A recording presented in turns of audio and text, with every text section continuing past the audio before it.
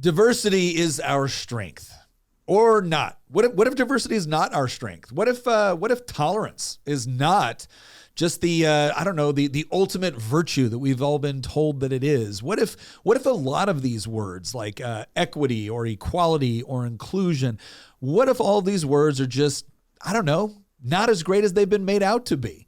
Because quite frankly, I think all of us feel like more and more we've been, taught this Pavlovian response every time we hear one of these words, that if they pop up, we're instantly supposed to change the way we think about things or the way we talk about things. Because after all, we don't want to be the sort of person that's against diversity. We don't want to be the sort of person that's against tolerance. Well, today we're going to analyze the various cliches that are constantly used within society nowadays and ask just an honest question. Is diversity really our strength? Is tolerance really all it's cracked up to be?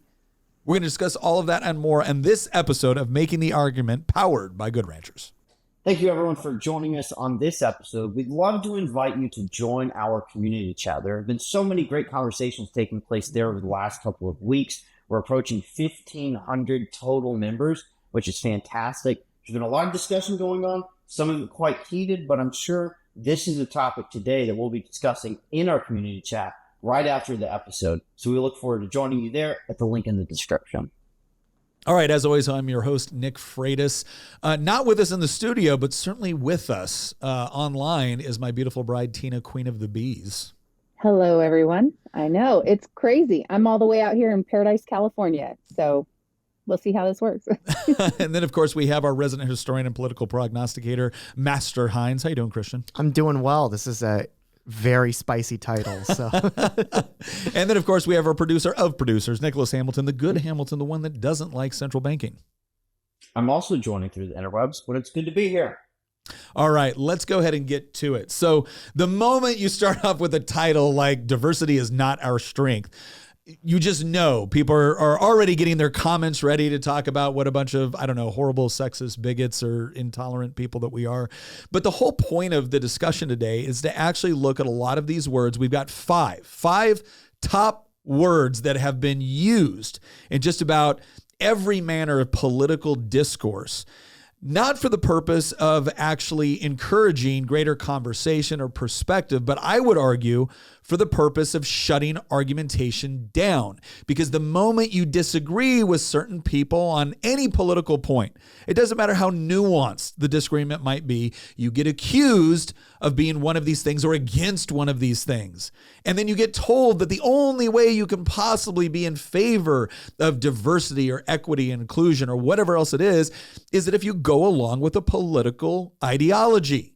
And you might find that political ideology harmful to the very purposes that the people are advocating for. But if you bring it up, you're the bad guy. And so what we want to do today is go over these 5 terms that always get used and equip you with the sort of arguments that you need to be able to combat that, and tell the person that's essentially trying to shut down the argument that you're not going to put up with that, because after all, that's not very tolerant. So let's go ahead and jump into our first word, and that, of course, is diversity. So we're constantly told that diversity is our strength. And we can accept the fact that certain words take on a certain colloquial understanding or a social understanding or a social context. But I do this exercise whenever I'm talking to students, right? So whenever I get invited to go talk to college students or high school students or whatever it is, one of the things I will ask them, I was like, who here is in favor of diversity? And every hand goes up, right? I don't care. Conservative school, liberal school, doesn't really matter school. Every hand goes up because every student in there has been taught that diversity is a good thing. Diversity is our strength, that of course we need more diversity. And so they all raise their hands. And I say, okay, great. So let's assume that in this classroom, all we have are students that, work hard and don't cheat. We don't have any cheaters in this classroom. How many cheaters would you like to add to the classroom for the sake of diversity? And people kind of look at you confused, right? These students look at you confused, like, well, cheating's not good, right? Like we shouldn't wait. And it's amazing because almost in their minds, they're thinking now, they're grappling with this idea like, oh, wait, should we have cheaters? No, you shouldn't have cheaters. Cheating's bad, right? Cheating's is a negative no matter how you swing it, right? It's a negative. You shouldn't have people that just cheat for the sake of cheating, right? That cheat to benefit themselves at the expense of others. You shouldn't have that. And yet, if you say, well, I don't want cheaters in there, are you anti-diversity? Are you now against diversity? Well, of course not. Of course not, because context matters. The problem is a lot of times when we hear words like diversity is our strength, we're not really getting a lot of context with it. Now, you could argue, as I did earlier, that, well, there's a social context. We get what they mean. Do we? Do we all get what they mean? Do we all understand? Do we all agree with what they mean? Because here's what I've found over and over and over again.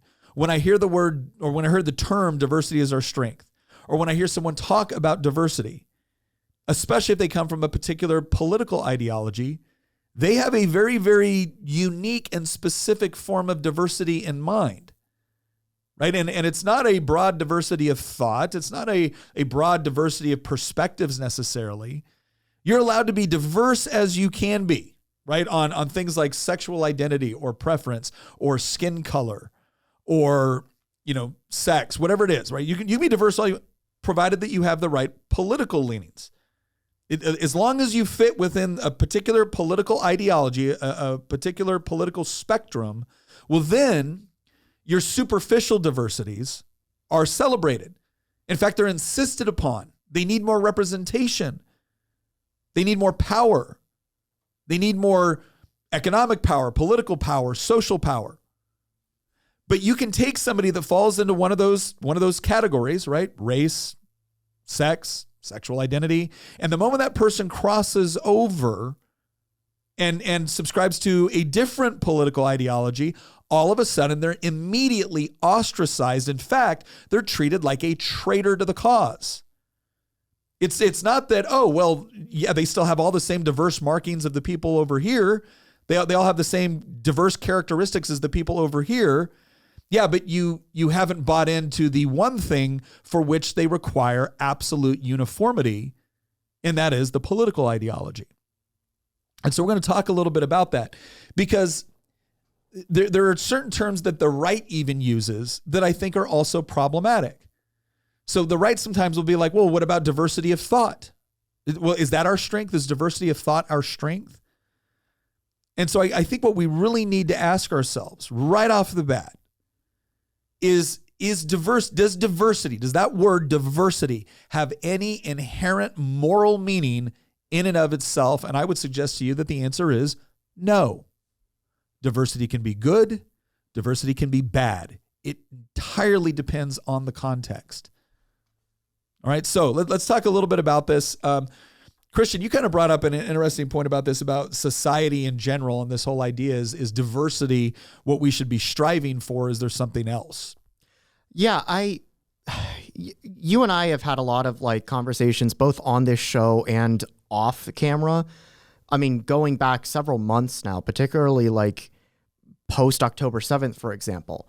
And I remember I tweeted something after that, and I was like, diversity is not our strength when you import a bunch of people that don't share your values and don't want to assimilate, and you have a bunch of homegrown people that have also abandoned your values. I'm thinking white college indoctrinated leftists that are taking to the streets in support of Hamas. When those two groups come together and by the hundreds of thousands are taking to the streets calling Jewish people oppressors and praising Hamas, no, we don't share the same worldview. And that's just one example. I mean, here's another example.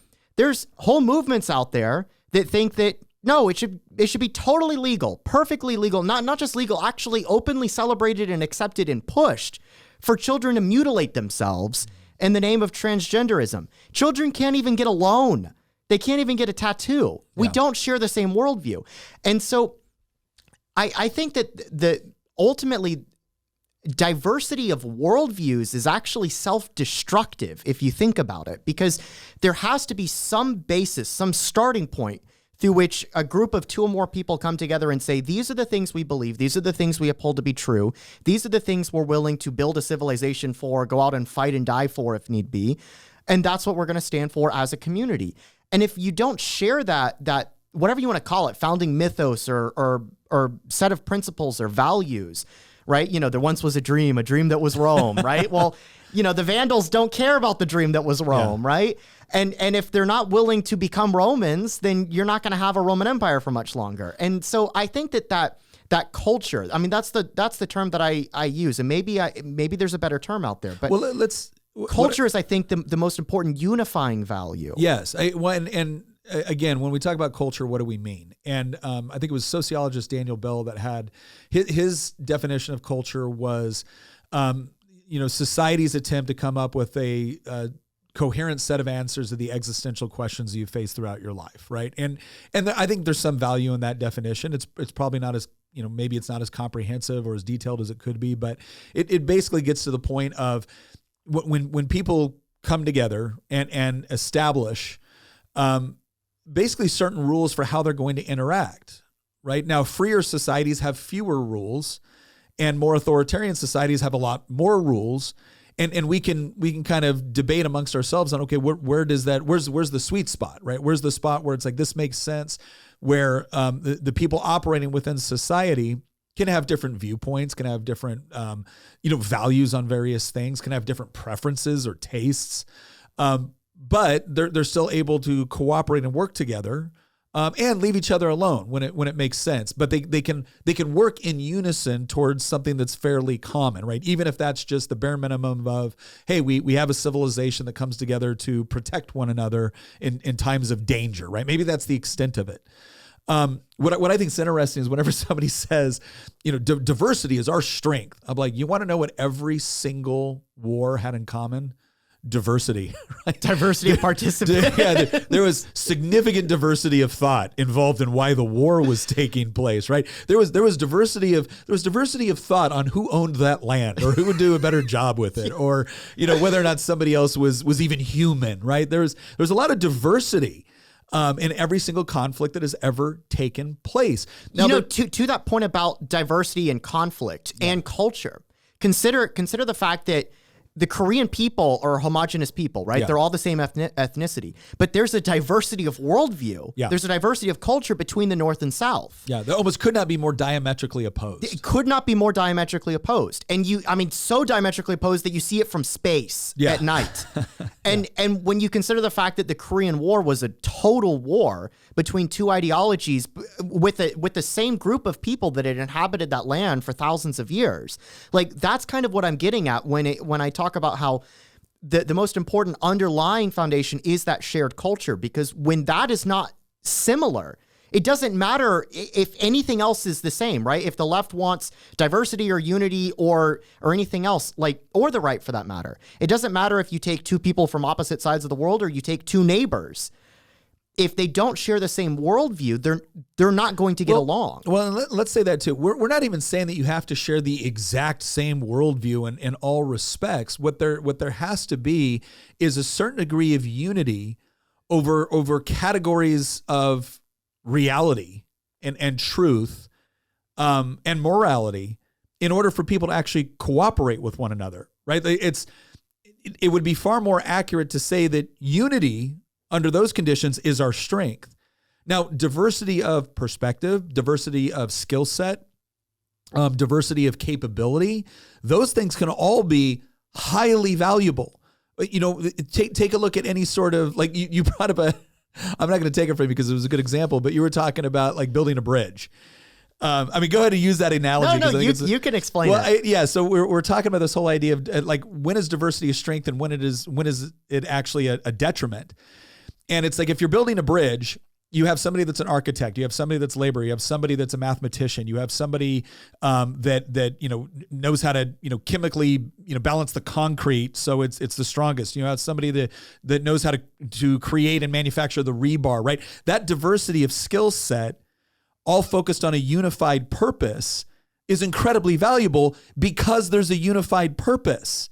Right, all those the diverse capabilities don't necessarily mean anything to the bridge unless they come together to build the bridge. But you were saying oh no, the strongest bridge would be one that was partially concrete and partially straw and partially sand, because now we have a diversity of building materials, and that's how it's going to be a strong bridge. And we all intuitively know that's crap. And the problem is that people will sometimes look at us when we bring up this point. Well, nobody means that. No, you don't get to tell us that anymore. You don't get to tell us nobody means that. And the reason why is because whenever I just got off of 2 months of being, hanging around nothing but politicians. And anytime we didn't agree with their attempt to achieve some sort of outcome, and they slapped the label diversity on it, we didn't get told, well, we don't agree that that's the best way to achieve, a desirable outcome. We got told you're against diversity. Well, no, I'm not against diversity. Like there's really no such thing as being against diversity. And like all of us recognize the value of diversity based off of whatever the topic might be. What it was is they wanted to use government in a particular way to achieve a particular outcome. They threw diversity on it as some sort of overarching moral term. And if you disagreed with their process or the mechanism that they were trying to use in order to achieve the outcome, you were against diversity. It's absurd. That's just stupid. But it's incredibly valuable as a debate tactic, because once you assign an inherent moral meaning to a word, but then that word is only supposed to be used within the proper context to support your political ideology, you've now hijacked a word, not in order to, again, foster greater debate or foster greater perspective, right? Or freedom of inquiry.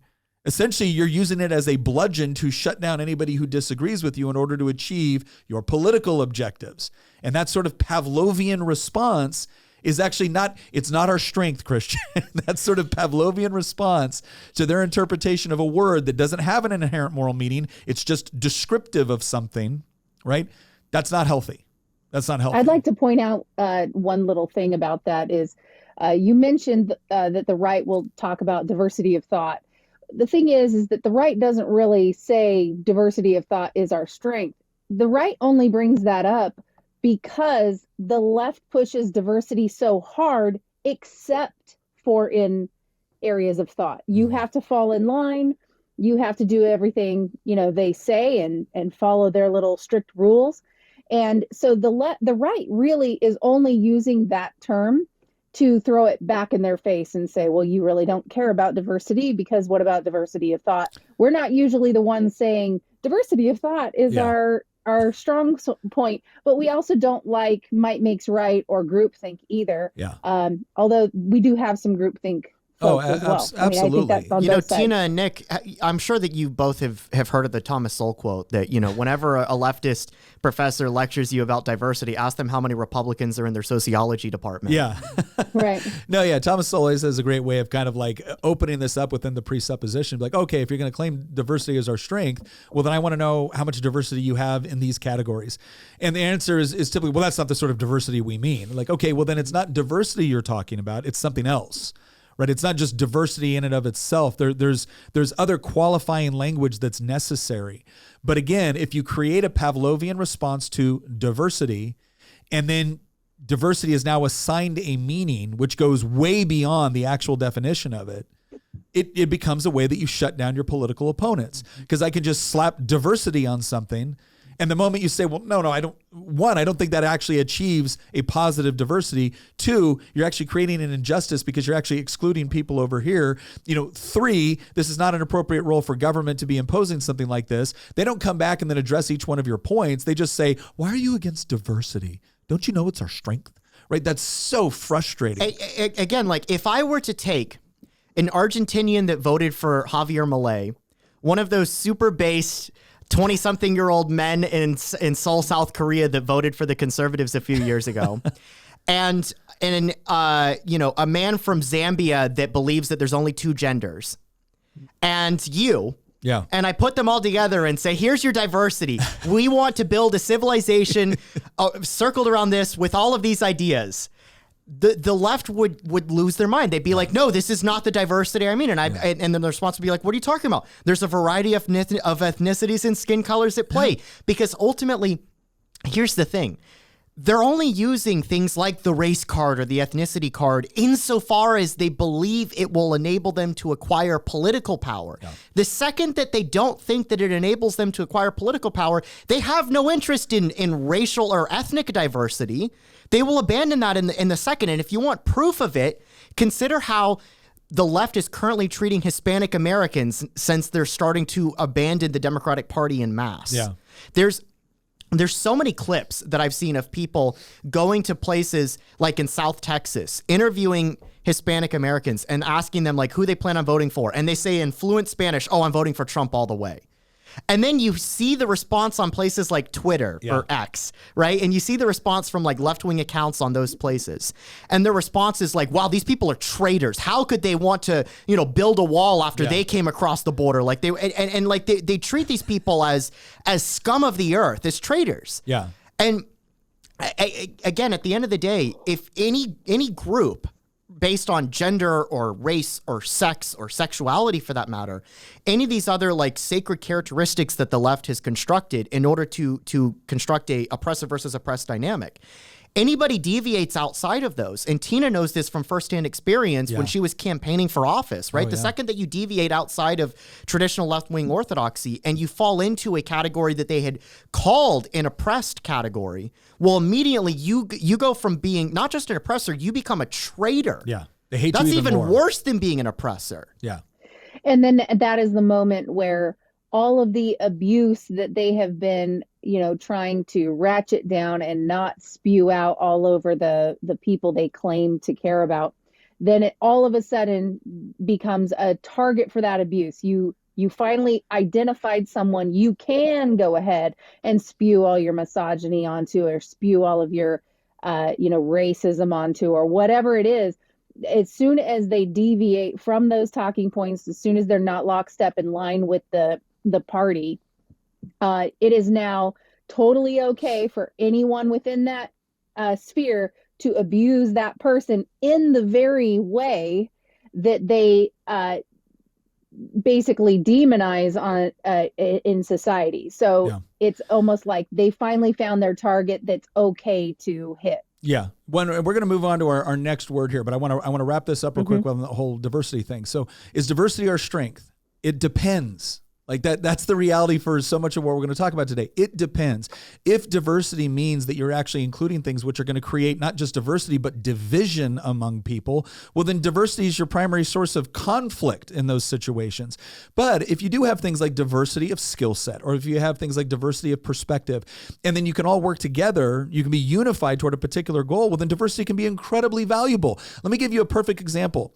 Let's say you're going to eat dinner and you want a diversity of meat, right? Because that's exactly what you should want, a diversity of meat.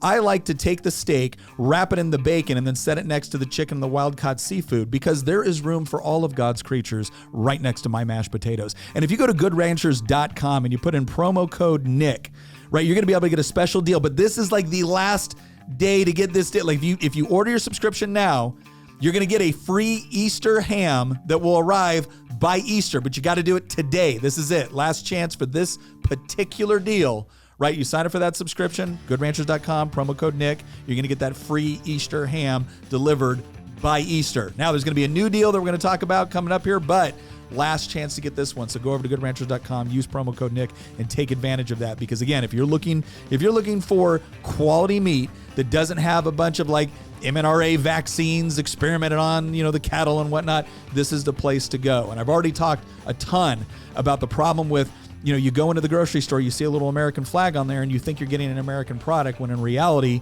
it was raised somewhere else. It was in a feedlot somewhere else. It went through minimal amount of processing in the United States. They slapped an American flag on it, not with Good Ranchers, all right? So if you want the sort of quality meat, free from all that crap you don't want in your meat, goodranchers.com, promo code Nick, get that deal. All right, let's go on to the next word here. Equality. Equality. I love this one. My gosh, equality is just so important. And here's the deal.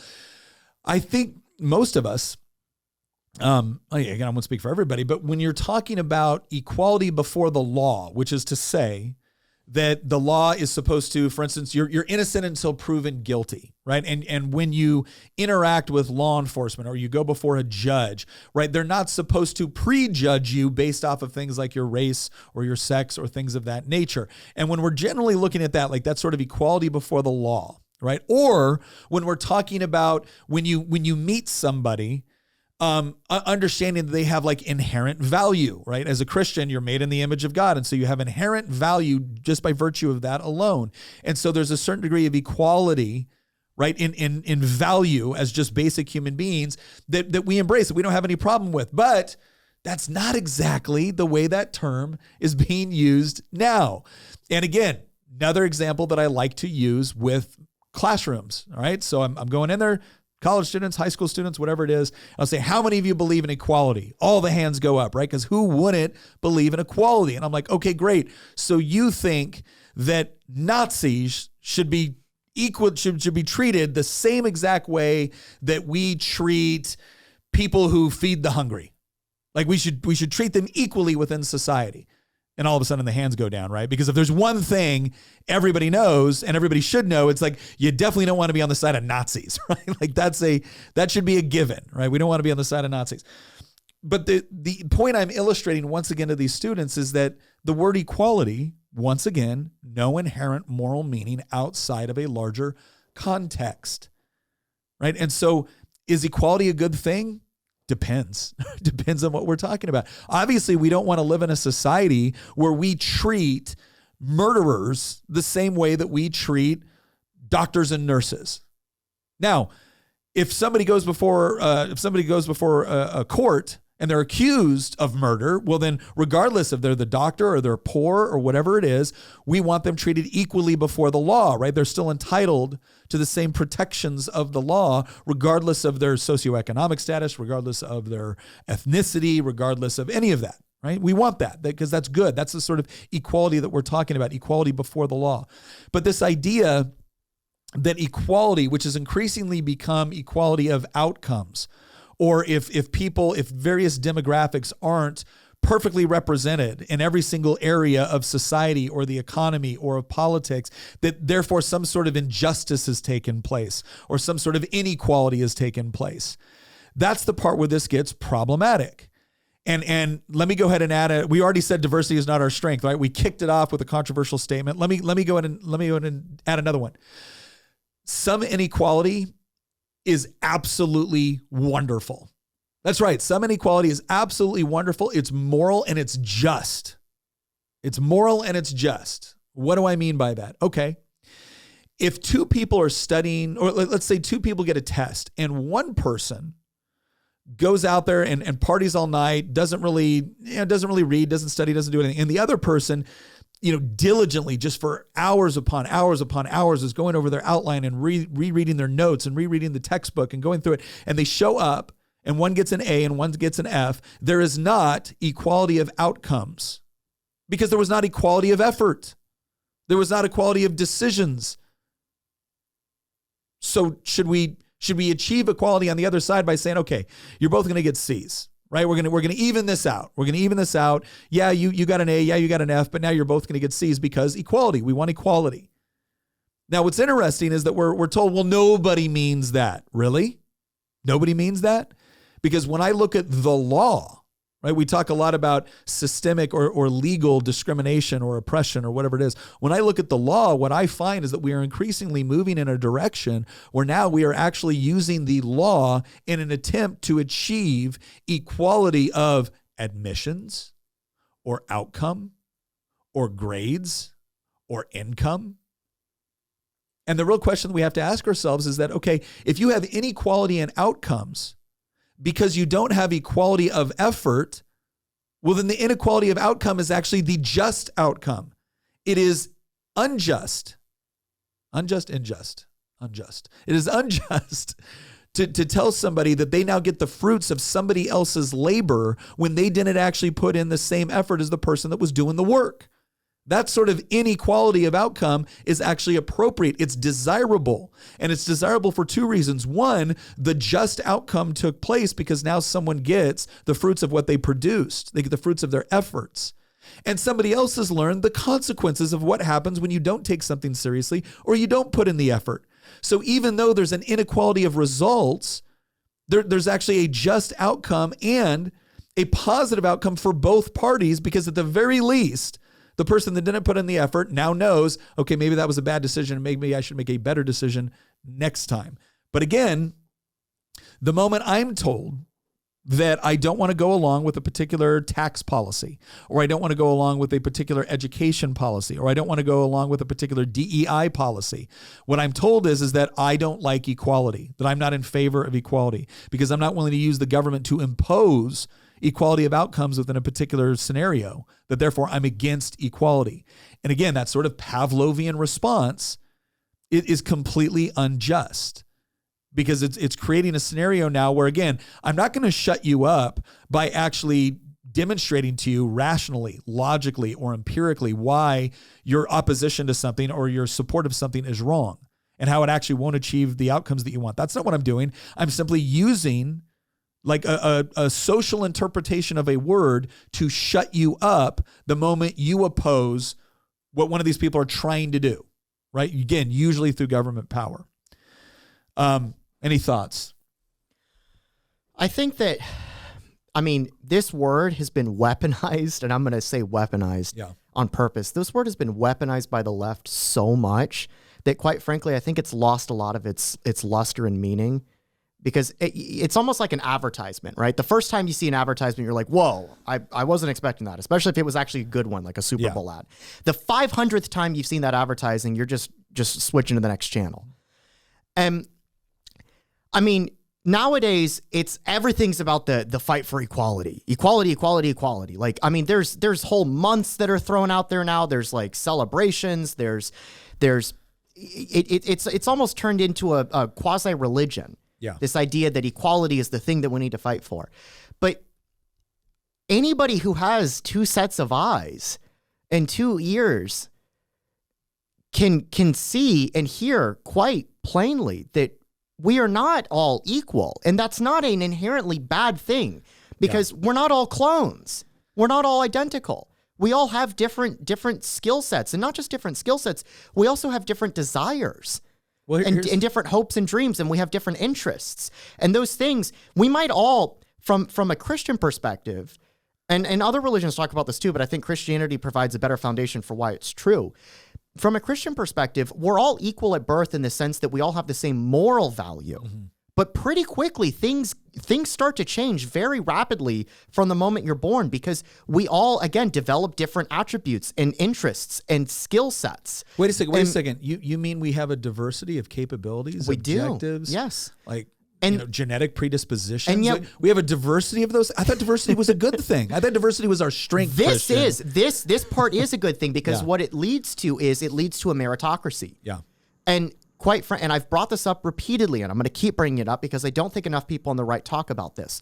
It's not just enough to say that the difference between the left and right is big government or small government, or that the difference is between capitalism or free markets and socialism and central planning. There's another difference, which is meritocracy or hierarchy versus egalitarianism. And I don't just mean egalitarianism in the sense that we're all morally the same. Yeah. I think that you can be on the right and believe that. I certainly hope so. You should be. If you're on the right, you should believe that that's true. Yeah. But it's more of a tyrannical level of egalitarianism. It's not egalitarian in the sense that, again, we all have the same level of moral value, but instead it's an egalitarianism in the sense that we're going to use state forces. That's where things like socialism and central planning and all these other attributes that we divide the left and right between, we're going to use those things in order to force equality. No, when you do that, you crush the thing that makes humanity humanity. Yeah. We are separate and different for a reason. We have different skill sets and interests for a reason. There's things that Nick can do that I cannot do.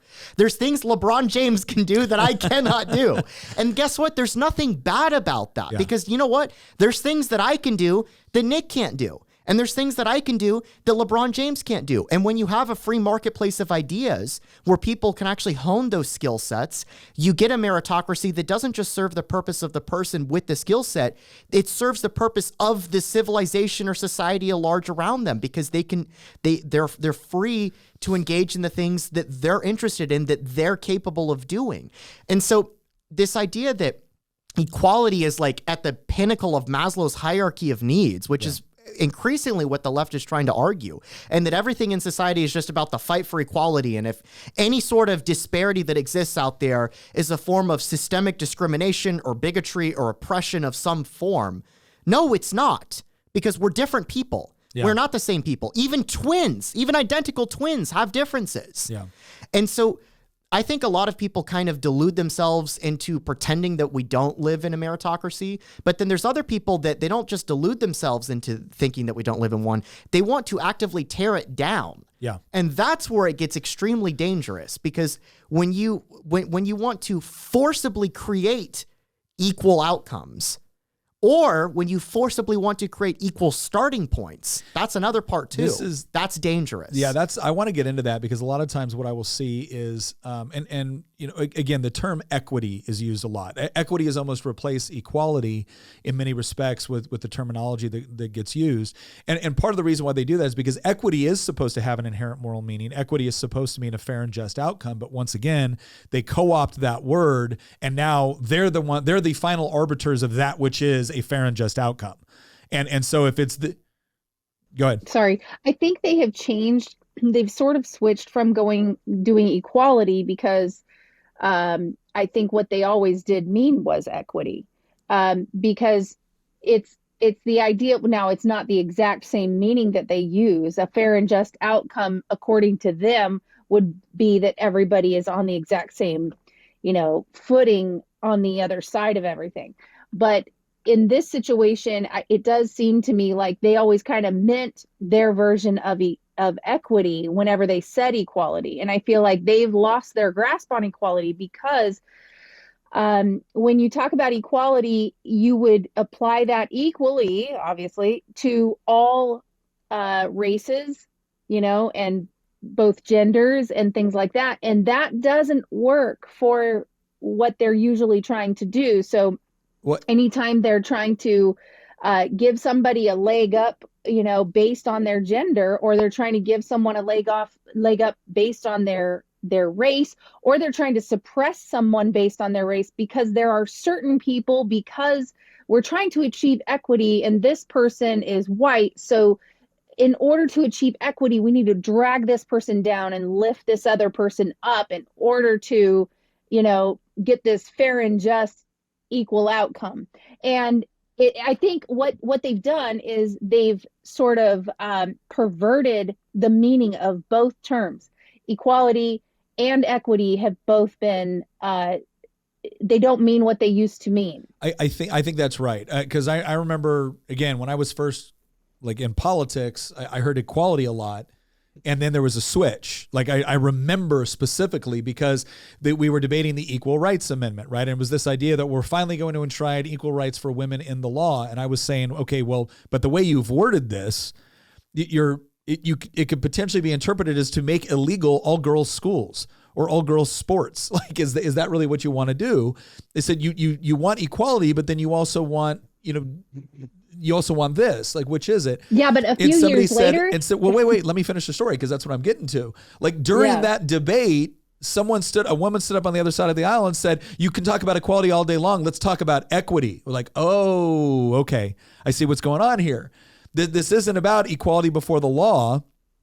This is about achieving their version of a fair and just outcome. And their fair and just outcome is rooted on this kind of strict adherence to egalitarianism.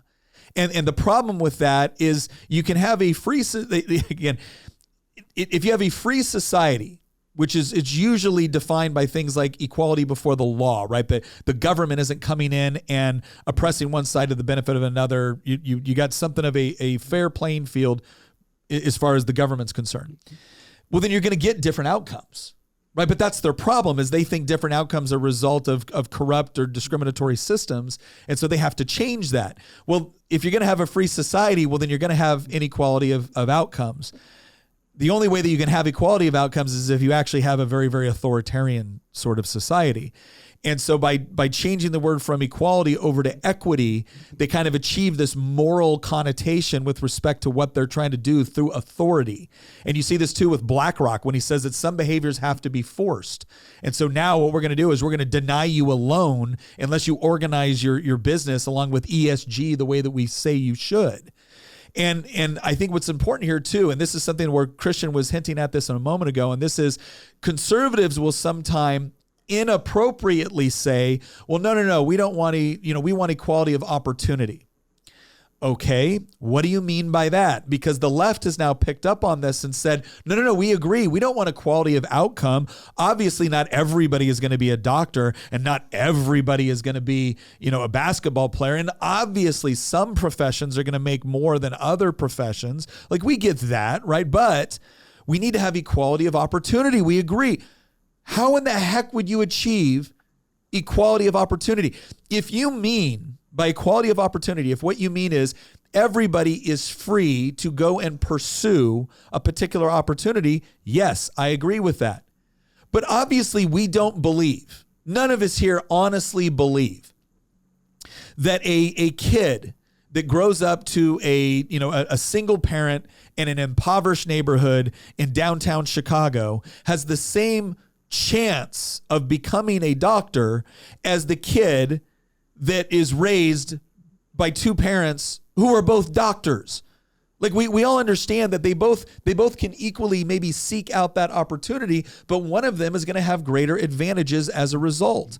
And what has increasingly been the call of the left is like, well, that's unjust. And the thing that I like to point out is like, well, I get that it sucks for the kid that maybe through no fault of their own doesn't have the same advantages. But if the only way that you can imagine to increase the advantages of this kid is to decrease the advantages of this kid over here, you're actually creating horribly perverse incentives. And I said this to I said this to the head of a higher ed organization who came into my office. And in that particular year, I was the chair of the subcommittee on higher education. He goes, I just want you to know that we are very, very dedicated to equity. And I said, stop right there. Tell me what you mean by that. And he proceeds to go along all the I said, okay, so here's what I've just heard you say, right? You didn't say this specifically, but this is the logical outworking of the programs that you're putting in place, right? So me and my wife both came from broken homes. But we worked very hard on our marriage. We worked very hard to provide a stable environment for our children. We worked hard to make sure that we at least had an income level where they could get a quality education. They could get tutors if they needed it. They could get all these various things. We're not wealthy or anything like that, but we've created what you're now associating to advantage. Because after all, our kid didn't do anything to make that happen, right? We created those conditions. And now what you're going to do is you're going to say, when you look at admissions, you're going to say that my daughter, by virtue of being white and by virtue of growing up in a two-parent home and by virtue of having access to certain educational opportunities, that their consideration for the limited number of spots, that should actually count against them on some level, or that they should not get any, that other people should get advantages by virtue of not having those same circumstances. That's what you've just said. So what you've not only told my daughter is that she's going to be put at a competitive disadvantage, not because of anything she did wrong.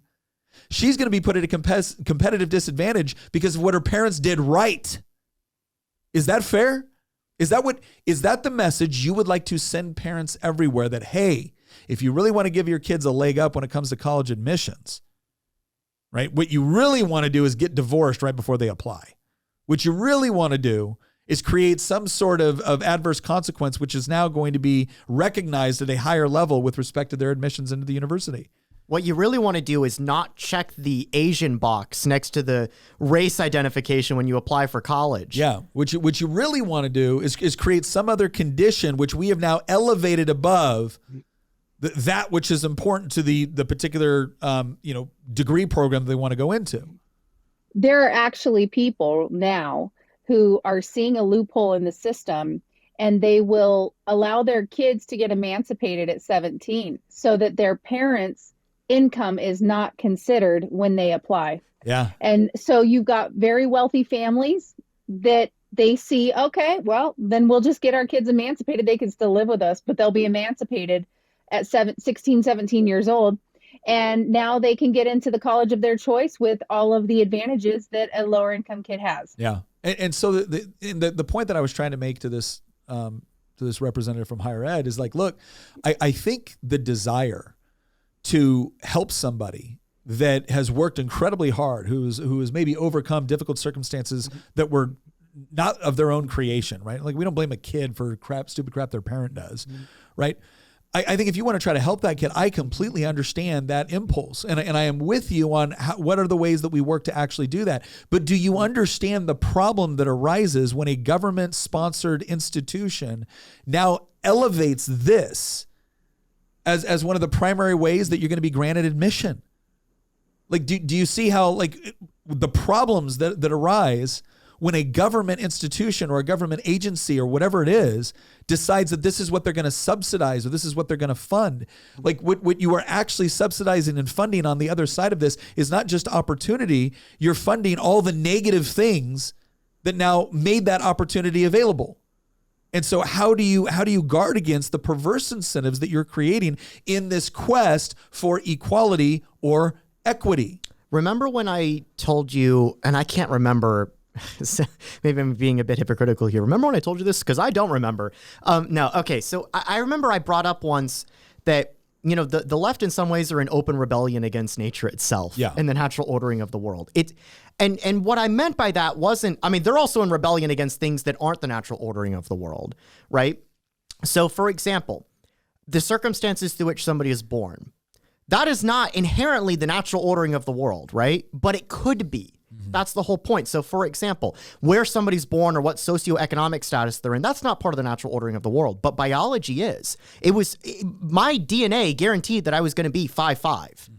It sucks that I'm 4 or 5 inches shorter than the average guy, but it is what it is. And yet, if you were to apply the left's own logic to my own circumstances, well, then you should argue that every single basketball net needs to be lowered by like a foot at minimum in order to give me a better chance to compete in the NBA. And the reason that I bring this up is because when you start looking at some of these morally neutral terms that the left has converted or applied to their political agenda and then attached a positive moral label to them in order to weaponize the neutral term itself against their opposition, which is what they've done. In the case of something like equality, they're not just in rebellion against things that they see in the world that are genuine systemic injustices that are perpetuated against people for no fault of their own. They're also in rebellion against things that, quite frankly, you cannot change because we do not have control over the laws of physics, or we don't have control, again, over the natural ordering of the world. It's laws of biology. Yes, laws of biology as well. Like there's so many things out there that the left is, again, just in open either denial or rebellion against, that when taken to its logical conclusion, well, no wonder it drives people insane when you think about it. Because again, no two people, you said it best, I think, before we started recording, that like people are not equal. No two people are equal. And I drove it a point further and said, like, even identical twins aren't equal. Yeah. And the left looks at that lack of inequality and they say this is an injustice, either perpetuated by an oppressor out there or perpetuated by nature itself. But it's an injustice and we need to correct it. And the way that we correct it is obviously through tyrannical government intervention, because that's the only way that we can, or increasingly through tyrannical private sector intervention. You brought up BlackRock earlier, right? But that's how we correct it. And I think that what we've forgotten as a society is stepping back and asking ourselves whether it should be corrected at all.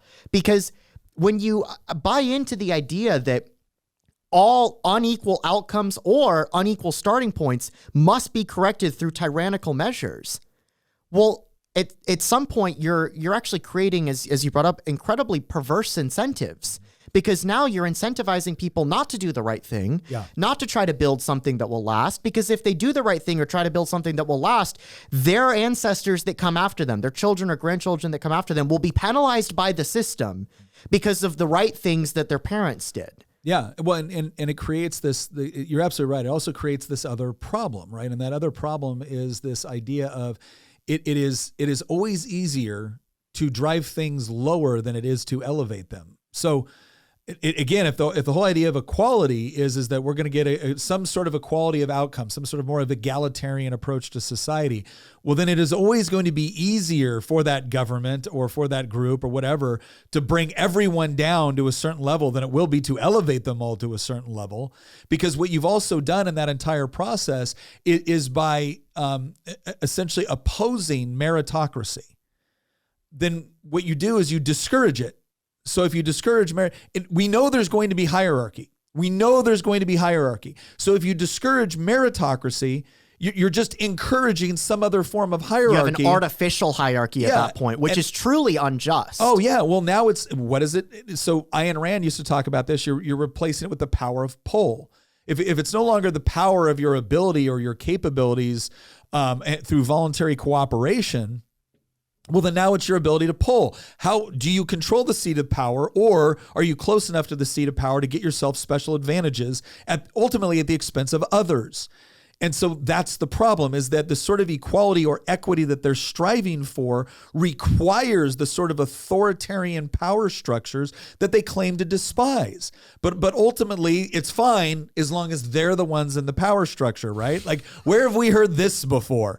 And so here's what I'd say is, when it comes to equality, is equality or equity a good thing? Again, it depends. The version of equality that we tend to look for on what you might call, the right, whether it's or libertarian circles, is we want equality before the law. So to the extent that there's, a government apparatus, we want the government to treat people equally. We don't want them to give special advantages to some and disadvantages to others. And a lot of times the left will be like, oh yeah, but you don't mind when the government hands out all this money to corporations. Like, yes, I do. I don't like it when the government subsidizes businesses, at the expense of others. I don't like that. I proudly get up and reject it. In fact, there's so many of my no votes in the General Assembly that really confuse people. It's like, why are you voting against all of these funds? All they're doing is establishing a fund for this good thing or for that good thing. I'm like, no, what they're doing is they're creating a government piggy bank, which right now they may be just taking private funds, but eventually they'll put tax dollars in it. And then the only people that will have access to it are the ones that know how to use the system best.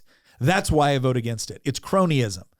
So again, there's a lot of people on the right that you can accuse of being all for corporate welfare, but against every other kind. I ain't one of them. Nobody at this table is one of them. But that's the point I want to say, is equality before the law? Yes. Equality in the sense that every person should be able to use the talents that they have in order to pursue happiness, in order to live their life the way they would like to, provided they don't infringe on the rights of others. We're all for that. We're even for the charitable instinct to help somebody that maybe doesn't have certain advantages or doesn't have the same sort of access to opportunities that we would like them to have. We are all for individuals, groups, churches, civic organizations saying, yeah, hey, we're going to come alongside and we're going to help this kid out, or we're going to help this person out. We have no problem with that. We do have a problem the moment the government says, no, we're going to take over this responsibility, because inevitably, the government will start creating perverse incentives by elevating criteria for success or for outcomes, which ultimately have nothing to do with naturally achieving those outcomes. And what that does is it actually discourages everybody, because now the person that might have worked hard to try to achieve it feels like, well, why should I have to? And now the person that was working hard to achieve it has been put at a disadvantage, not because they did anything wrong, but because of things completely outside of their control.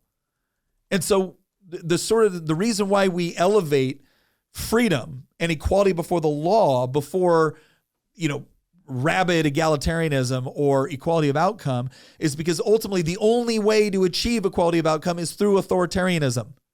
That it's a requirement, because people are going to have different objectives. They're going to have different goals. They're going to have different desires. They're going to have different circumstances, and they're going to have different levels of effort.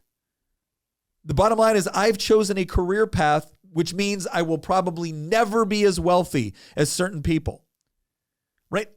And part of that is because I don't have the same interest, and because my values are different, right? I might not, my interest, the interest that I have, the capabilities that I have are not in the same demand as somebody else's. Under similar circumstances. There's nothing wrong with, I don't begrudge LeBron James his income. He didn't force it from me. I have far more problem with the politician, right, that is taking money from people than I do with the I have far more problem with the person that goes for a government subsidy or handout, whether they're a billionaire or whether they're poor, because they're taking something.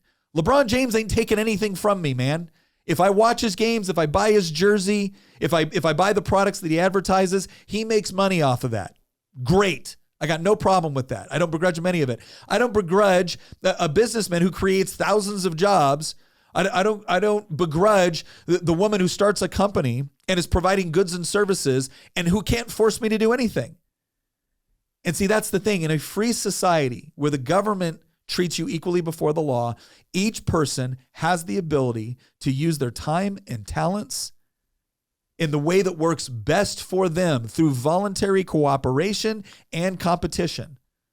Now, does that mean that sometimes the bad guy will get ahead? Yes. Does it mean sometimes the good person may fall? Yes.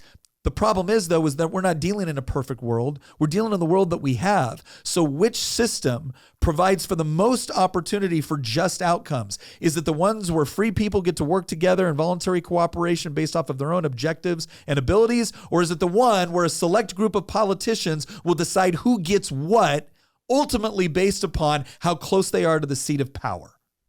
And also which system provides the greatest degree of social mobility? Mm-hmm.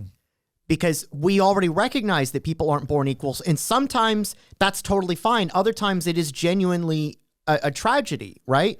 But the system that provides the best opportunity for social mobility is the one that you should be striving for, which is also why it's why us on the right support free markets, right? Because it provides that. But I know that you want to move on to the next topic, and I actually feel like that in some ways it has a bit of overlap with the previous two that we were talking about. And I believe the next topic is tolerance. Yes. And what I mean by overlap with the other two is it's this idea that, well, if you don't think that diversity is our strength and you don't think that equality should be the end all be all, again, at the top of Maslow's hierarchy of needs, well, then you're intolerant. In fact, you're a bigot of any sort, right? You're either a racist or a sexist or a homophobe or whatever the buzzword of the week is, right? Like you are a something-ism because you're not tolerant. Yeah. And I see this being applied as a follow-up weapon when the other two don't work a lot, right? Which is, oh, you don't support X, well, you're being intolerant. Or, oh, you don't support Y, well, you must not be very tolerant. Your opposition to my tax plan is not born out of a disagreement with respect to whether or not it will actually achieve positive outcomes. It's just because you're intolerant. Or your opposition to Drag Queen Story Hour at the public tax-funded library is not because you think that this might be confusing for third graders. It's because you're intolerant. And again, this is another one of those words where I will go in and I'll say, all right, who all here is for tolerance? Everybody's hand raises up. I'm like, okay, good. So do you tolerate rape? Ooh, everyone's hands shoot down real quick. I'm like, oh, so you're intolerant. And then all of a sudden the confusion again. Once again, tolerance, no inherent moral meaning outside of a larger context. It is a bad thing to tolerate bigotry.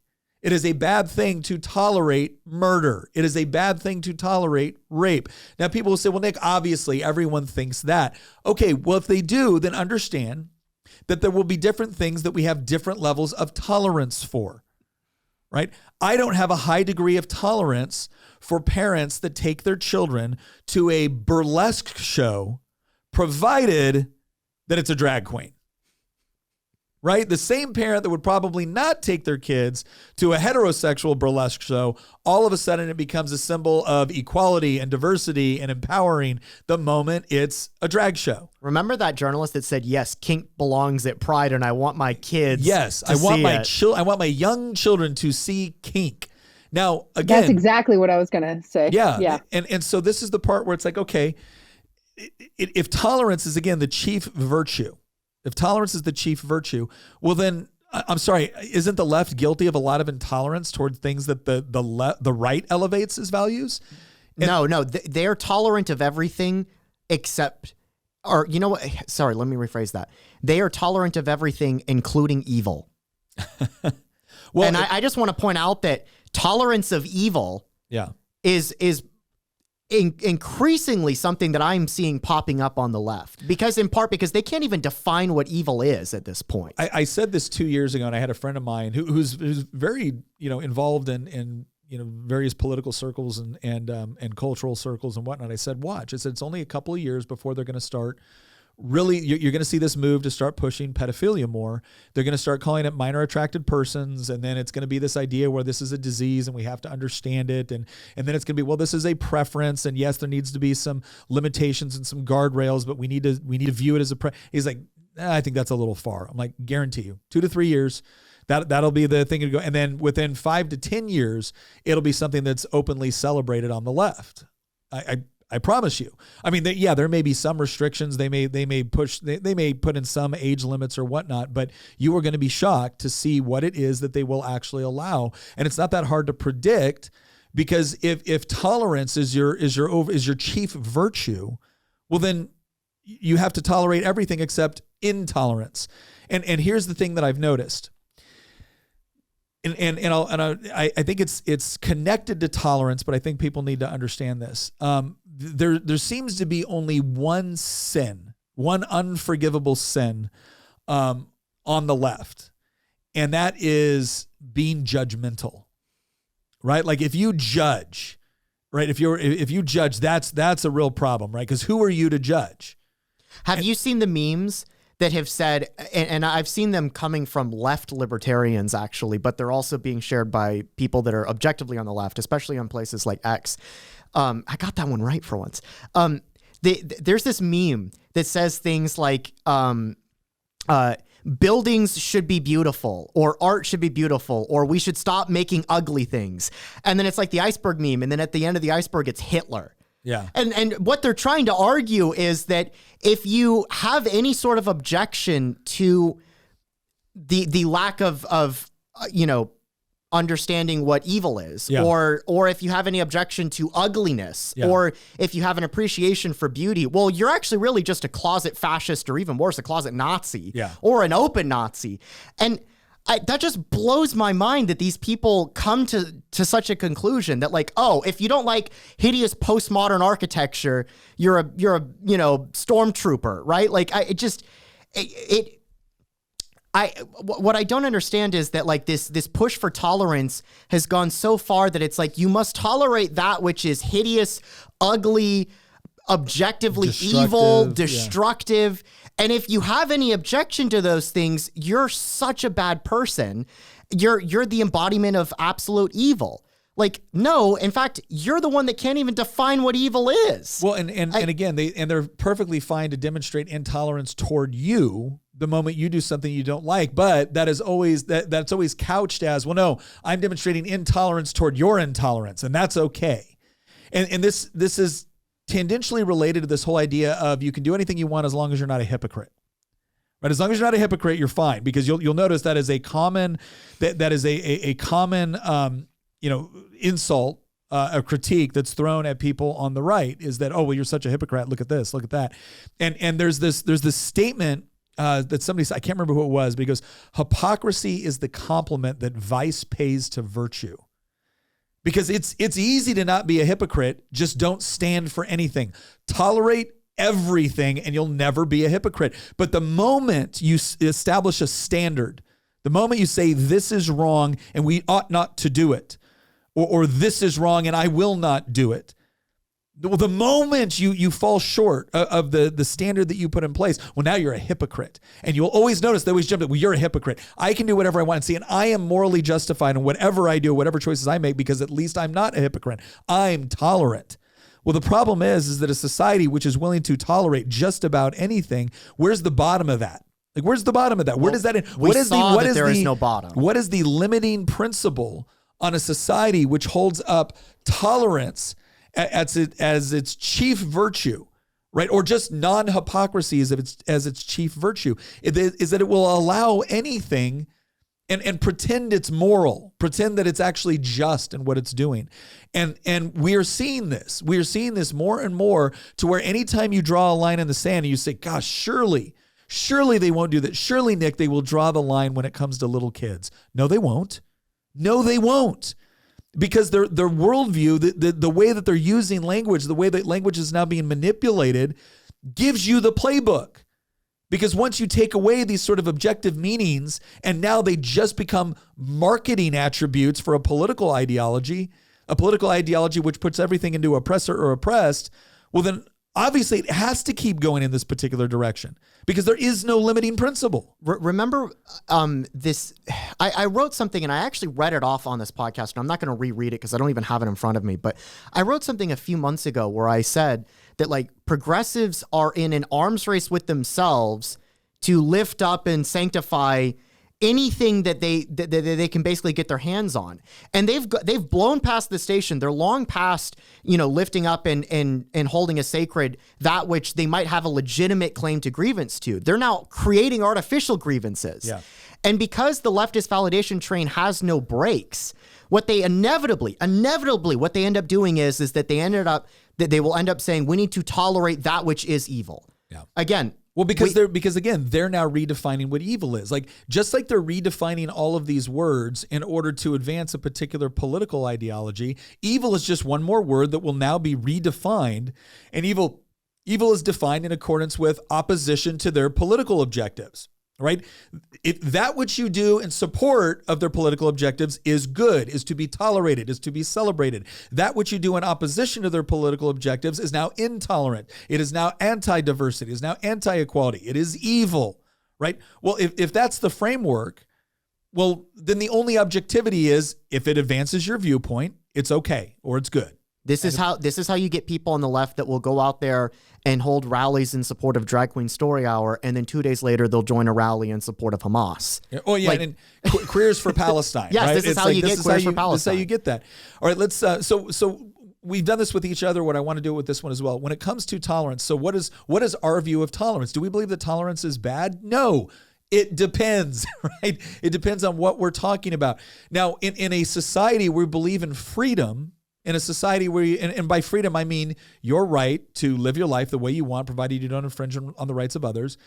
We don't necessarily agree with all the decisions that we might make. We might not agree with every preference you might have. All right, but what we do is we tolerate in the sense that we recognize that we're not supposed to lord over or require others to do what we want. Again, provided that this is kind of that minimum level, provided that you're not infringing on the rights of other people to do what they want, right? So if everyone's respecting everybody's, individual liberty combined with personal responsibility, then we can have the sort of tolerant society that allows us to work together when we agree and leave each other alone when we don't. The problem happens is when we start bumping into one another or we start insisting upon things that don't make a great deal of sense. And that's or trying to enforce it or trying to subsidize it or trying to or celebrate it or insisting upon its celebration. This is where things get really problematic. So again, my tolerance is my definition of tolerance is I'm not trying to use the government to compel you to do something. I will tell you right now, I do not believe that men can become women and women can become men. I don't believe that. I think it's a dangerous thing to try to subscribe to because it leads toward a lot of confusion mentally, emotionally. I think people have profited off of it by trying to offer someone a drug or a surgery as if that's somehow going to correct this misunderstanding they have of reality. I think all of that is damaging and dangerous. By the same token, if you're an adult and you want to put on a dress and you want to live as a woman, do I believe that the government should come in and punish you for doing that? My answer is no, I do not. Because I believe that level of tolerance is one of saying, I believe you should be free from coercion, providing you're not trying to use coercion to do something else. Now, should there be, maybe certain restrictions? Like, do I believe that a publicly subsidized library should have Drag Queen Story Hour? No, I don't. We can get into a larger argument about publicly subsidized libraries, but the point is that there are certain areas and there are certain restrictions that we all understand, right? Like, do I believe that you should be able to go into a women's restroom if you're a man? No, I do not. Because there's a certain element of privacy that should be assumed by women going into that restroom. There's different categories there that should be respected. So that's the sort of tolerance we mean. We're not going to try to coerce you to do what we want. All right. But we're also not going to use coercion to, prevent you from doing something, provided you're not infringing on the rights or liberties of others. Unfortunately, more and more, the left does want to infringe on the rights, liberties, and spaces of other people, and then demand both celebration and in some cases subsidy for it. And this leads us to our fourth word that we're going to go over here today, and that's inclusion. Inclusion has become kind of the new word with respect to tolerance, right? It's not just tolerance, it's inclusion. Because tolerance says, tolerance is more of this idea of, okay, sure, they're doing it, but what do you care? How does it affect you? Well, now it's inclusion. Now it's the idea of, no, you don't get to just tolerate it. It will be included. I love how the biggest gatekeepers in history are now lecturing us about inclusion. Look at what happens whenever the left hijacks an institution. It could be Silicon Valley, Wall Street, academia, the arts, government itself. It could be even hobbies. This is happening within the gaming sector now.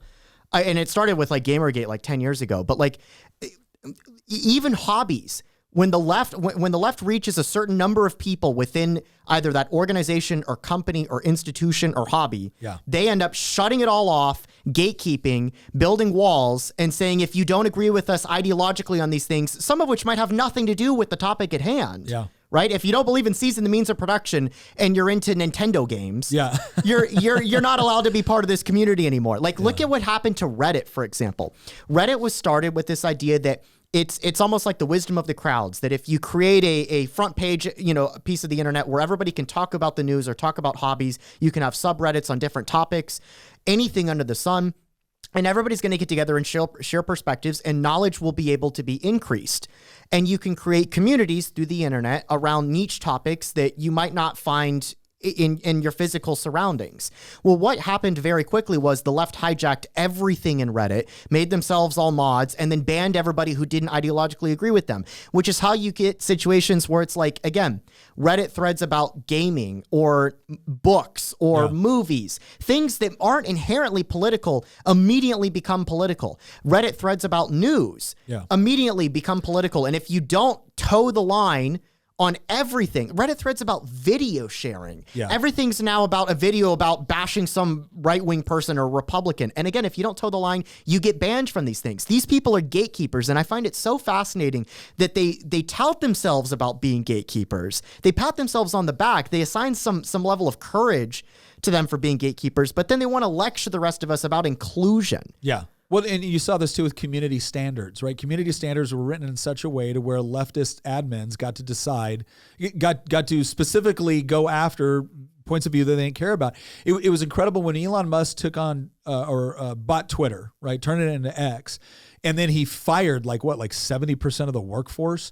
And somebody asked him, like, how are you managing? How is it that X and Twitter is running the way we've pretty much always recognized it to run? And in fact, it's adding new features. How are you doing that after firing, 60, 70% of the workforce? And Elon Musk said, well, you don't have a bunch of people sitting around looking how to restrict speech and how to, censor people. Turns out you don't need as many people to run Twitter. And so, no, I think your point is right. Like, that inclusion is one of the most hypocritical statements I think I've ever seen. But again, their definition of inclusion is very, very different than ours. And sometimes I have to look at it from the standpoint of, like, it's not just inclusion, it's also incorrect. So for instance, is inclusion, like, who here is inclusive? Everybody raises their hand. Like, oh, okay. Well, again, you have the same thing with diversity. All right. You have a classroom full of nice, honest people. How many murderers would you like to include into the classroom for the sake of inclusion? Do you want to include them? Would you like to include a serial killer into this classroom right now? No. Oh, so you're against inclusion.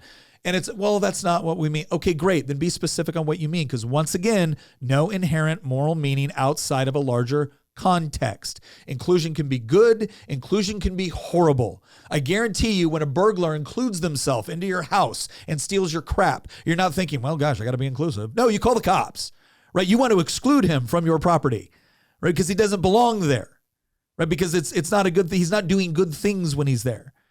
And this is the part where it just drives me nuts, is because they will say, use inclusive language. No. You are right. You are technically right in the sense that to call a woman a man or a man a woman is more inclusive. But what you've also done is you've added something incorrect into it to where now the original meaning of the word has no meaning. You've included it so much that it's now meaningless. And I can't help but thinking that really is the point in many of these cases. It's to redefine things in a way and to control language in a way as to make the objective meaning of certain words absolutely malleable. And you see this when you read 1984. Orwell talks about this. And Orwell was a socialist, right? He had a real problem with authoritarian communism, but he was a socialist. But he even saw the problem with where things go and the manipulation and control of language in order to achieve certain political objectives. Because again, if you can get someone to believe an obvious lie, you make them a huge part of the problem. You make them easy to manipulate and to control and to utilize. And what are you talking about, Nick? Inclusion is double plus good. Well, and I was tempted to do this during session where, it's this whole idea of, okay, well, how far do you want to take this whole inclusion narrative that you're talking about? Because DEI, right? Diversity, equity, and inclusion, right? This is the big new thing at higher ed and everything else. And we had somebody lecture us that, we roll our eyes when they say DEI because we don't believe in diversity, equity, and inclusion. Like, okay, great. I now identify as the Speaker of the House. And if you don't treat me as if I'm actually the Speaker of the House, well, then you're engaging in anti-inclusive behavior. Like, what's it going to hurt you to call me Mr. Speaker, right? What's it going to hurt you to put me on the various committees and whatnot to do? Like, how does that hurt you? How does that affect anything? And their answer would be like, well, that's not what you, whoa. I have a deep psychological conviction that I am in fact the Speaker of the House.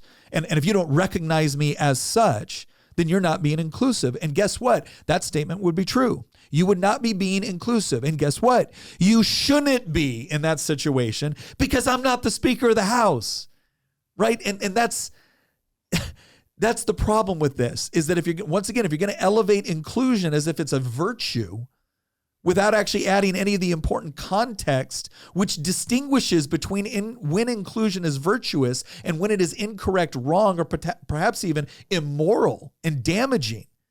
If you're not going to make that distinction, and you're just going to use it, and once again, in order to get this Pavlovian response, we want hundreds of millions of dollars to go to higher ed for the purpose of hiring more DEI people.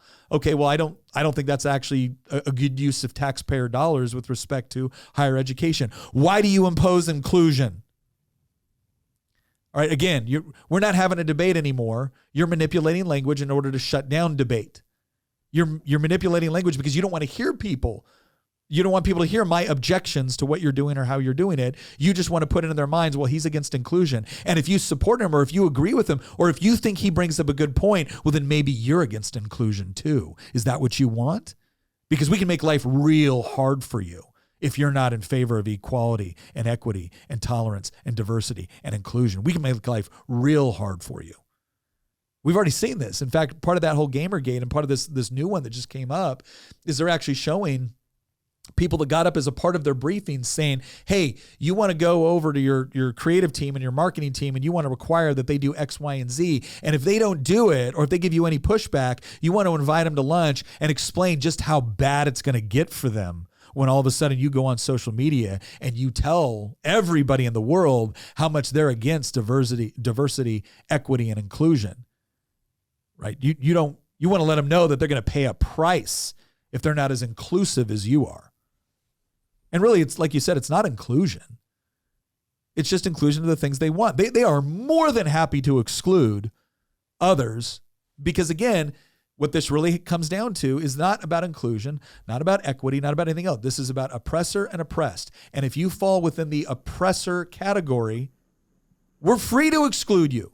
We can exclude you. You don't need to be a part of the diversity. You don't need to be a part of the equity. You don't need to be a part of the equality. You don't need any of it. You can just do whatever you want. One good example of that I was going to bring up is in certain states, they're trying to make it almost impossible for Christian organizations to have anything to do with adoption. Yeah. And that is not inclusive. And so they're basically using the tolerance, inclusivity, equality argument in order to impose the exact opposite. So because your religious beliefs fall in this category, you can't raise, we're not going to let you raise these children or adopt these children. And I mean, that is a very real effect of their intolerance or their anti-inclusiveness. And children pay the price for that one. And so they definitely don't mind it whenever they're imposing it on Christians or Catholics or any other organization that maybe just has some different views on sexuality than they do. Well, and I think this leads us into our fifth and final term we're going to discuss today. And this one is kind of at the root of a lot of the other ones, and that is discrimination. So what if I told you, again, let's go back into the classroom. Who here is against discrimination? And everyone raises their hand. And I look at them like, well, clearly you're not then. Well, what do you mean? Well, I just said who's against discrimination, and you raised your hand. Like you just engaged in an act of discrimination. But you see what you did there? You discriminated against discrimination and non-discrimination. Because once again, discrimination doesn't have inherent moral meaning outside of a larger context. Again, colloquially, we understand discrimination usually about racial discrimination or sexist discrimination. And obviously, any form of bigoted discrimination.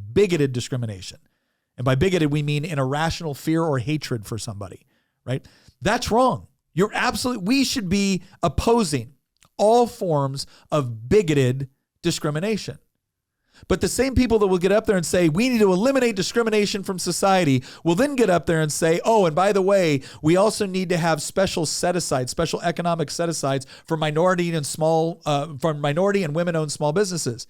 That was the issue that came up. The same legislator who carried the Equal Rights Amendment, which would have made it unconstitutional to engage in any sort of sex-based discrimination, had a bill the same year that was going to give special economic incentives to women-owned small businesses. And I asked, is this a form of sex-based discrimination? And she said, well, the bill says what it says. Sweet. Would you mind just elaborating on what the bill actually says? And the bottom line is she wasn't going to do that because while apparently she wasn't able to pick up on the obvious contradiction, she was able to pick up that I was picking up on the obvious contradiction. And she was going to feel a little bit silly if the same person who had been railing against us the entire session about being in favor of discrimination had to then point out that she too was in favor of discrimination. So the question is, what's the context? I can tell you right now with absolute certainty that I discriminate between people who are nice and kind and people who beat women. I discriminated between those two people. I really don't it turns out I'm not very inclusive, right, of the people that beat women. Not inclusive of them. I think they should go to jail, right? Whereas the people over here that are nice, I don't mind being inclusive of those people. Right. But that's the discrimination that we all discriminate. This is the same thing with you shouldn't judge. The moment you say you shouldn't judge, you've actually engaged in judgment. You know who I discriminate against? I discriminate against people whose ideology has consistently led to the mass murder and starvation of tens of millions of people in the 20th century alone. That's who I like discriminating against. You're not inclusive of them? I am not inclusive or tolerant of any of those groups of people. I also don't believe that we should have a society with a diverse number of people that believe in the ideology of Stalin and Pol Pot and Mao. And I don't believe in giving them a equal share of the political power in society either. Yeah. So Wait, I had a... Can I just say that the problem with all of these terms is that they don't mean them as blanket terms. They have pushed them out to have certain meaning that they don't really have.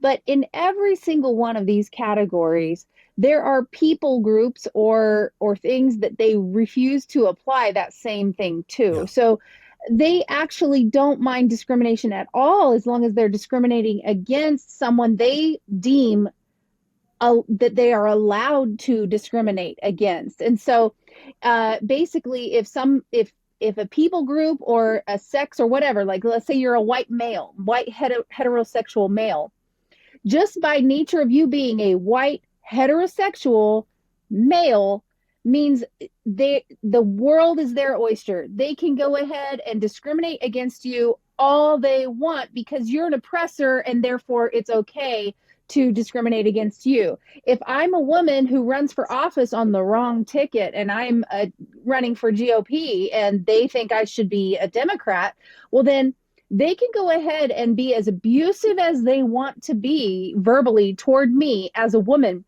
and say the most sexist things ever. And it's totally, totally allowable and, in fact, encouraged in order to push me back in line and get my thinking back in order the way they think it should be. And so discrimination, I mean, they are perfectly happy to discriminate against Christian organizations. Even if they're out there feeding hungry people, they will use the system in order to discriminate against them as an organization and not allow them to engage in the community service they're trying to engage in. They're trying to feed people. Well, they're not going to let you feed people. We're going to find every possible reason why you can't because you're this bigoted organization.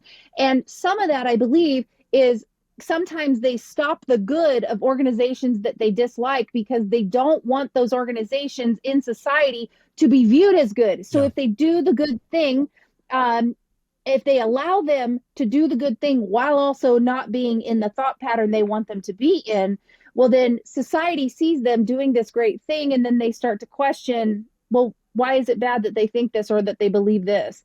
Why is it bad that they stick to what their Bible says or their religion says?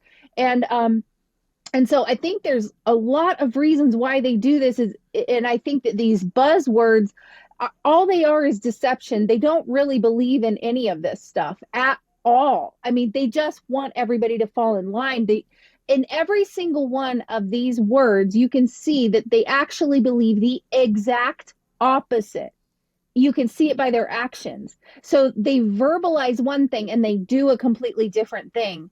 And that's one of the reasons why we look at some of these words and we're like, wait, why are they applying it this way? It doesn't actually mean that. Well, it doesn't matter to them. It doesn't matter that it doesn't mean that. They've got to get the buzzwords out there and get them in your head, and then they can do whatever they want with it on the other side. Well, and I think that's true. I think the other major issue here is that the reason why control and manipulation of language is so important, for the sort of political ideology that's being pushed here, is because there is so much. Again, I've said this. I started saying this a while back, where I said like the left is not the party of liberalism.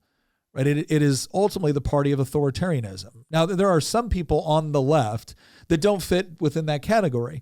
But if you look at the primary mechanism that they want to use in order to achieve their end states, it's government power. It's coercion, because they believe they need to have it because we're bad, like BlackRock, right? Like certain things need to be forced.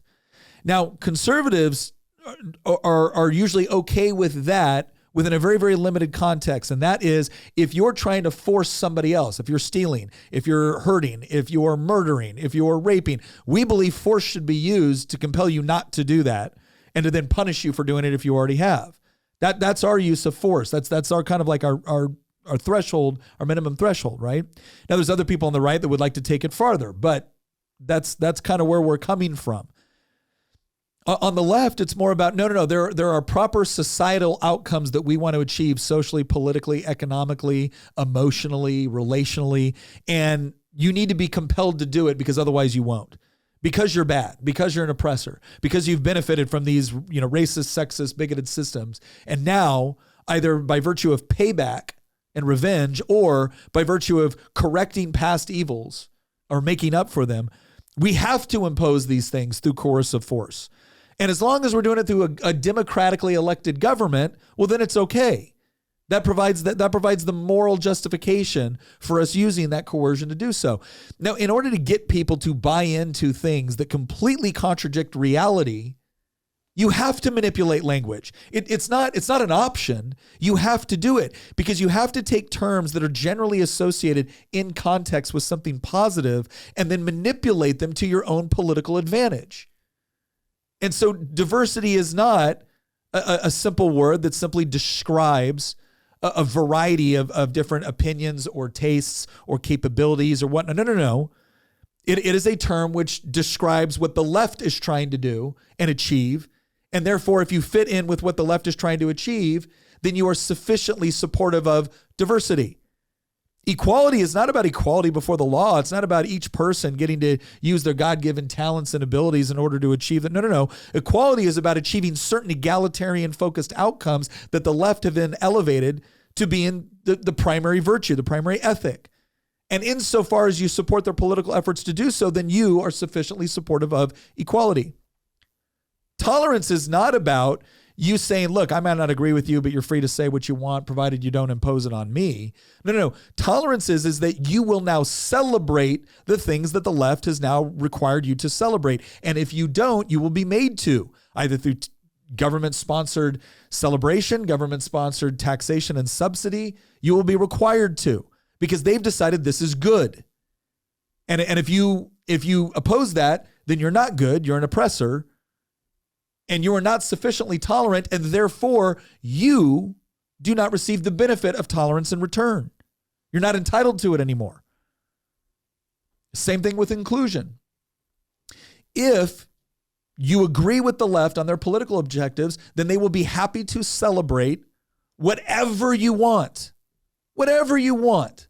You want to say, the joke, you want to say you're a two-spirit penguin? Great. We will add that little letter for you in the LGBTQIA+. We will have celebrations for you. You want to dress in kink and slap your partner dressed in all leather and put a ball gag in their mouth while going down Main Street where little kids can see it?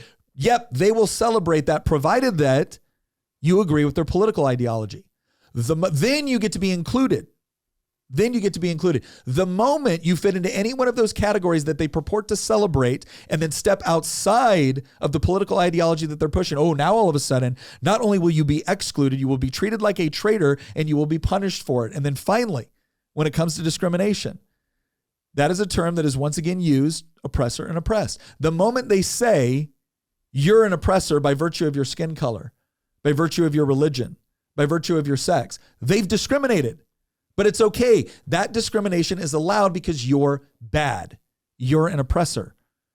And therefore, you get to be the subject of discrimination because, after all, someone who looked like you did it in the past. Or you may have benefited by someone that looked like you doing it in the past. And we're just going to selectively forget all of the other aspects of things that happened in the past to where you were negatively impacted because you're in the oppressor category.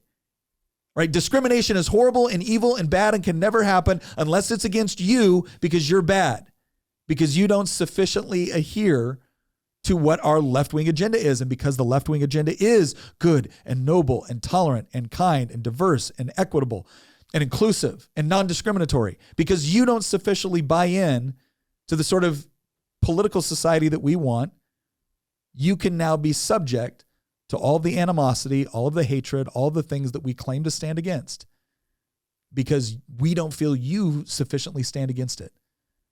Not because you don't, but because you don't share the same political objectives we do. And when you are going to engage in that sort of environment, when you are going to engage in the sort of environment that absolutely requires authoritarian systems in order to achieve your end states, the manipulation of language is not a bug. It's a feature. You have to do it. Yeah, the manipulation of languages is a feature because diversity is our strength. Remember when I said that, like, it doesn't make sense that, like, the left, will praise Drag Queen Story Hour and then praise October 7th. Yeah. Well, it makes perfect sense, even though these are, we think they're contradictory, right? Because, like, try hosting Drag Queen Story Hour in the Gaza Strip and see how far you can get doing that, right? Yeah. And so we think these are controversial positions, like, LGBT rights, they stone gay people in Palestine. No, they're not controversial positions because diversity is our strength, and diversity of conflicting opinions allows you to create a larger coalition to achieve political power. Ultimately, the left doesn't actually care about LGBTQ rights any more than they actually care about Palestinian people. What the left actually cares about is power.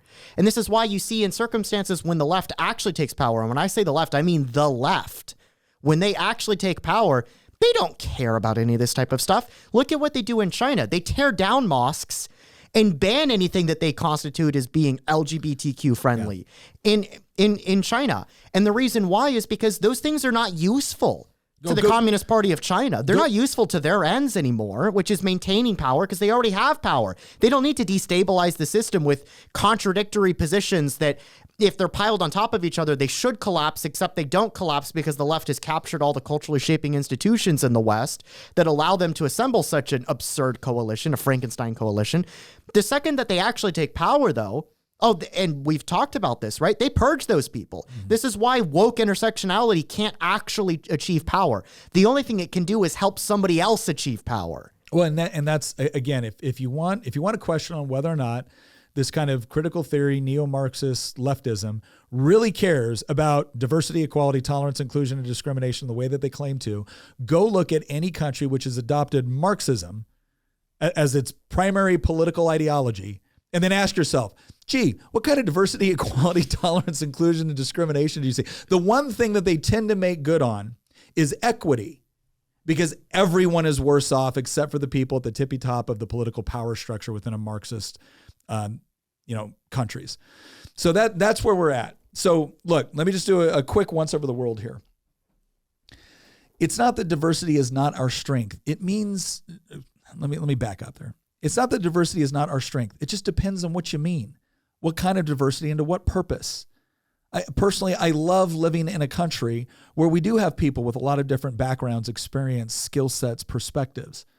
But if you actually want cooperation within society, if you actually want social cohesion, then there needs to be something that unifies us. And the thing that unifies us is not just our diversity. It's common purpose towards certain things. It's common belief in certain principles that at the very least say we should be able to work together when we agree and leave each other alone when we don't. When it comes to things like equality, it's not that we're against equality. We just want to know what you mean. If you mean equality before the law, if you mean equality in the sense that we believe you should be free to be able to pursue happiness, provided that you're not infringing on the rights of others while you do it, we're fine with that. But if what you mean is now equality or this new adaptation of equity, where now we're actually pushing for equality of outcomes, I'm going to tell you this much. You're going to live in some sort of society. It just probably won't be a free one, because the amount of authoritarian power necessary to achieve equality of outcomes or even equality of opportunities in the way that they're trying to doesn't create a just society, and it certainly doesn't create a free one. When it comes to tolerance, of course, we want there be a general sense of tolerance. That's what we mean when we say work together when we agree and leave each other alone when we don't. It's that leaving each other alone part. But now tolerance has been misinterpreted into celebration. You must celebrate what the left tells you to celebrate, or else you're not sufficiently tolerant. You must give money to the things that the left wants you to give money to, or else you're not sufficiently tolerant. Tolerant does not mean I have to agree with you. It doesn't mean I have to celebrate. I can openly oppose what you're doing. But if I'm not sitting here trying to use force or coercion, either myself or through the government, to prevent you from doing it, I would argue I'm being sufficiently tolerant of you and you're being sufficiently tolerant of me. But if you're going to say that tolerance is only realized or manifested when I am forced to celebrate whatever the left wants me to, that's not tolerant. It's decidedly intolerant.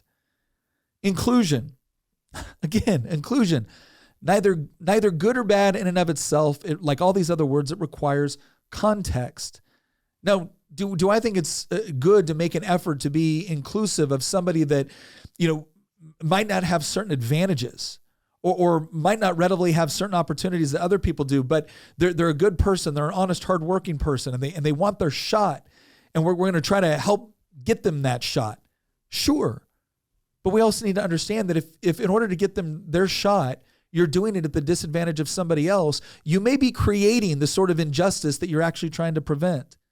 And there is a way to include people without using incorrect language. But if the only inclusion the left is willing to accept is one where I have to now accept a version of a reality which I don't believe exists, well then yeah, technically that might be inclusive. It's also incorrect. And here's what I've noticed. You can slap the word inclusion on something as much as you want, but if you're actually interpreting reality in a way that doesn't reflect reality, there's going to be problems. And it's not loving or compassionate for me to affirm somebody's dysphoria. It's not loving or compassionate for me to affirm somebody's belief, which doesn't actually reflect reality. Because if I continue to affirm that, they're going to continue to make decisions that will ultimately end up hurting them, either in the short term and usually definitely in the long term. And then finally, when it comes to this word discrimination, can we just acknowledge something? Every single act you engage in is a form of discrimination. When you chose to watch this, you discriminated in favor of watching this and against everything else you could have done with your time in that same moment. Was that an evil, immoral, or wrong act? No, of course not. We certainly don't think so. We're appreciative that you took the time to watch. Now, if you're talking about discrimination, bigoted discrimination, there's no place for bigoted discrimination. There's no place for somebody saying that I have an irrational fear or hatred of somebody, or displaying an irrational fear of hatred, and then using that to inappropriately exclude them from something. But I just want to point out that the left seems pretty happy with exclusionary behavior when they get the sort of critical mass within institutions. Go look at the HR department in higher ed. You think they're hiring a lot of conservative thinkers? The answer is no. So clearly they're fine with discrimination when it works for them. And that's the bottom line, is that ultimately, regardless of where you stand, left or right, we can all understand that to use these words without actually adding appropriate context is not helpful to discourse or civil dialogue. By the same token, we can all be guilty of misapplying these words or other ones in service to a particular end. But ultimately, what I hope we should all be open to is this idea that what is really our strength is that when we find ways to take the diverse skill sets we have, maybe the diverse objectives we have, and find common purpose and then work together in order to achieve it. When we all fundamentally agree on certain foundational principles which allow us to once again live in harmony because we're able to work together when we agree and leave each other alone when we don't. But if I'm going to be expected to trade all of that for this kind of authoritarian approach to society, where you now get to ostracize me, not because I've engaged in inappropriate discrimination, not because I've engaged in bigotry, not because I'm not sufficiently tolerant, not because I don't believe in a fair and just outcome, but if you're going to exclude me from all these things, or if you're going to exclude others from all those things because they don't fall in line with your ultimate political objectives, well, I want you to know something. We don't buy into your redefinitions of words in order to achieve what you're going for. You're going to have to go out there and actually argue and give a good argument. You're not going to be able to use offense as a substitute for an argument. And if you're not willing to do that, please understand something. If you're not actually willing to have a peaceful discussion using language which have objective meanings and definitions, then the only thing that you're allowing for is coercion in order to achieve your end state. And if there's one thing history has taught us, is that coercion is usually met with more coercion. It is at the very least met with self-defense. And so if we're actually going to have a sort of society where we can live in peace with one another, where we can have a certain level of appropriate tolerance for differences of opinion or skill sets, then it needs to be one where we actually respect language and use it appropriately. Once again, I want to thank you for joining us. Hopefully you found this helpful. Hopefully we've addressed some of the terms that you found frustrating or interesting, or wanted to know, how do you kind of combat this narrative that these terms are being used in order to push. I hope we provided you with enough arguments and enough insight and enough discussion here today in order to effectively do that. Please let us know in the comments if you did think we did a good job, or if there's other terms that you would like us to address next time. We hit 5 here. We kind of gave you a bonus one with equity and equality, but I know there's a lot of other ones out there. If you want to let us know, you can always go to the comments, or you can join our community over in Circle. We get a lot of ideas for our podcast from going over to Circle and actually listening to our community and the feedback that they give us. Once again, thank you for joining us. I also want to give you a quick hint, because we're going to have a special guest for the next episode. I'm really excited about this. We've been trying to get him on for months now, but this guy, along with a few others on YouTube, have just been destroying Hollywood. I mean, all the frustration that you've had with what Hollywood has been doing in the entertainment world, this guy has been at the forefront of just doing an incredible job. He's actually created part of his own entertainment industry, I would even say, like through his own business. And it's gotten to the point where whenever a new movie's about to come out, he's one of the first places I go to get his take on it, because I think he does such a good job of kind of exposing some of the garbage that goes on behind the scenes, some of the manipulative processes that Hollywood has been using, and this kind of like weaponization of arts and entertainment for a political purpose, instead of doing what it should be doing, which is actually just providing us an opportunity to sit back, relax, and be entertained, right? Be entertained without constantly having the message shoved down our throats. So I'm looking forward to having him on. Maybe I'll give some more indications on who that might be on Instagram. We'll see. Once again, thank you very much for joining us, and we will see you next episode.